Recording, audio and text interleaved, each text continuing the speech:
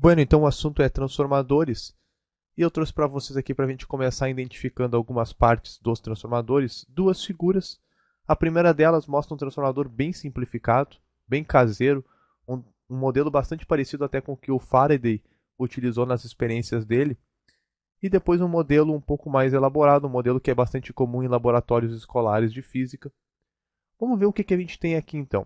Essa primeira parte aqui à esquerda é o meu circuito de entrada. Ele vai fornecer a voltagem a ser transformada. Então a gente vai chamar de V1 a voltagem de entrada. E eu tenho aqui à esquerda também enrolado um enrolamento primário, N1. À direita eu tenho o enrolamento secundário, N2, e o circuito de saída que vai receber a voltagem depois de transformada, que eu vou chamar de V2. Essas espiras, esse enrolamento, está em volta de um núcleo de um material ferromagnético, que, lembrando, é um material que pode ser imantado facilmente. Aqui na outra figura, a gente tem o mesmo esquema, só que um pouco mais elaborado. As espiras têm bem mais voltas do que do desenho ao lado, mas aqui também é o meu enrolamento primário, N1, que vai estar acoplado ao circuito com a voltagem de entrada, a voltagem a ser transformada. Tu tem aqui o núcleo do material ferromagnético. E à direita tu tem o enrolamento secundário, que vai estar ligado ao circuito que recebe a voltagem de saída, a voltagem já transformada. Eu vou deixar as figuras um pouco de lado e vou trazer para vocês um desenho um pouco mais esquemático para ficar mais simples a visualização e vocês entenderem para que funciona cada uma dessas partes e como é que o transformador funciona. Então a gente tem aqui o esquema do transformador, o circuito de entrada, o enrolamento de espiras primário, o enrolamento de espiras secundário e o circuito de saída.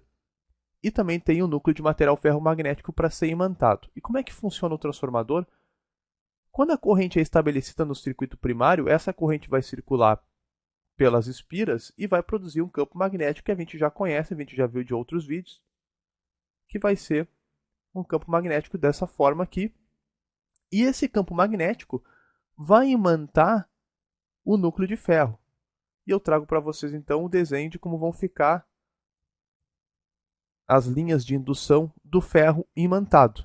Como a única coisa que importa para a indução, que é o fenômeno envolvido aqui, é o fluxo de campo magnético dentro das espiras, dentro dos enrolamentos, então eu vou me preocupar só com as linhas de indução do núcleo de ferro imantado. O campo magnético criado pela espira aqui no enrolamento primário, eu vou deletar ele para a visualização não ficar tão poluída.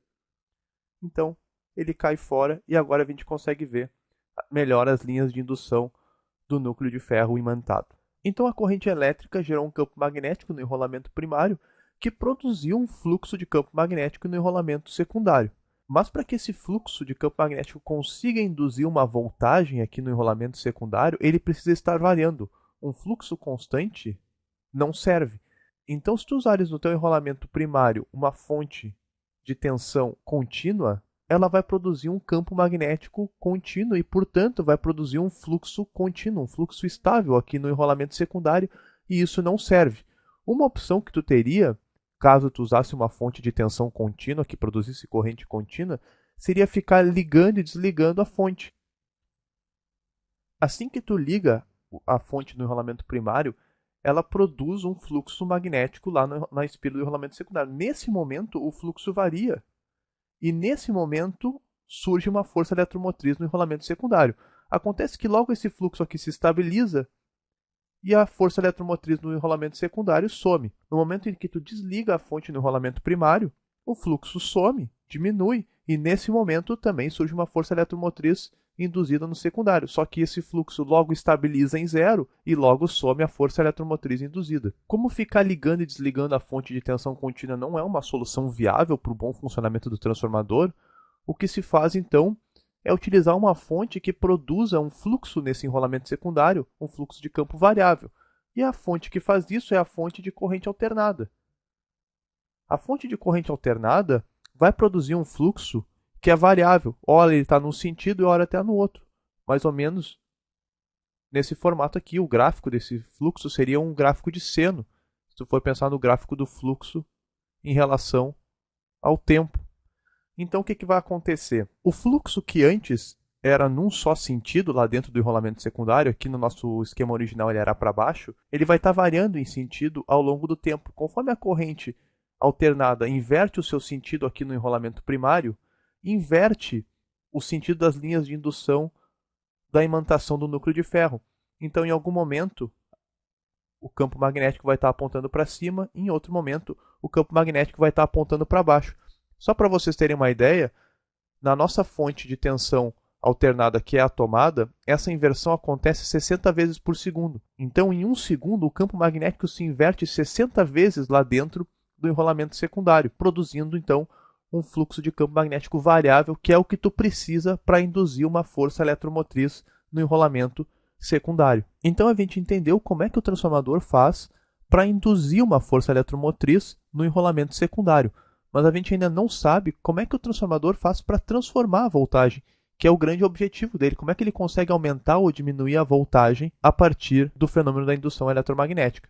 E o segredo está na relação entre o número de enrolamentos no primário e no secundário. Quando o enrolamento secundário possui mais voltas que o primário, ele amplifica o fluxo, amplifica a variação de fluxo. Mais voltas significa mais área, e o fluxo depende da área. Amplificando o fluxo, tu vai conseguir amplificar a voltagem. Nesse caso, o transformador está sendo usado para aumentar a voltagem. Se tu quiser um transformador que diminua a voltagem, tu tem que fazer a relação inversa. Tu tem que fazer com que o enrolamento secundário tenha menos voltas que o enrolamento primário. Isso vai diminuir a variação do fluxo em relação ao primário e vai diminuir a voltagem. Uma relação matemática, para isso a gente pode demonstrar facilmente, mas aqui eu trago ela direto para vocês, é que a voltagem no secundário dividido pela voltagem no primário vai ser igual ao número de espiras no secundário dividido pelo número de espiras no primário. Então, se do primário para o secundário o número de espiras dobra a força eletromotriz.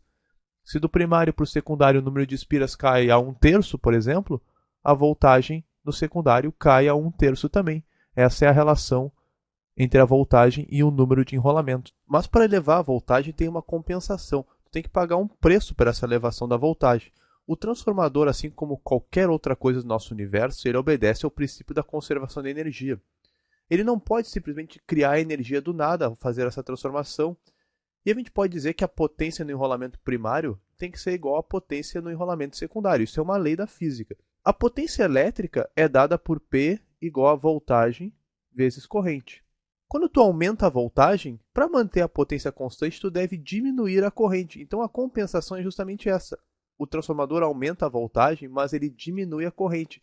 Então a relação do número de espiras vem na proporção inversa com a corrente elétrica. Então I2 sobre I1 é igual a N1 sobre N2. Está invertida a relação. Comparem com essa equação aqui.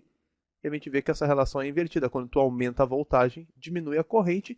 E quando tu diminui a voltagem, a corrente aumenta, né? A compensação também acontece no sentido contrário. E essa compensação, que num primeiro momento pode nos parecer algo ruim, na verdade é usada de maneira bastante favorável para transmitir a energia elétrica por grandes distâncias. Quando a energia é produzida lá na usina, a primeira coisa que se faz antes de transmitir ela por grandes distâncias é elevar a tensão para um valor muito alto. Então se cria uma rede de alta tensão, que é a rede que tu vê aí na estrada quando tu vai viajar. E por que se eleva a voltagem? Porque tu quer evitar perdas de energia ao longo do caminho. Como o caminho é muito grande, tu quer diminuir essas perdas. A maneira mais significativa de perda de energia é por efeito Joule. A rede aquece devido à corrente e à perda de energia através do calor.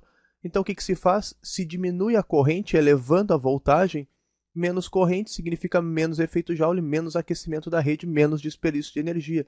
E quando essa rede chega na cidade, a voltagem vai sofrendo uma sequência de diminuições de voltagem em subestações, em postes, até entrar na tua casa em 110, 220 volts. E quando tu ainda quer transformar essa voltagem para usar em outros aparelhos, como um celular, por exemplo, que usa 4,5 volts em média para ser carregado, se faz mais uma transformação. Então a gente pode ver que o transformador, essa tecnologia, foi que permitiu a criação, o uso de diversos aparelhos que utilizam diversas voltagens para o seu funcionamento mais adequado. Entendido o transformador, então? Era isso.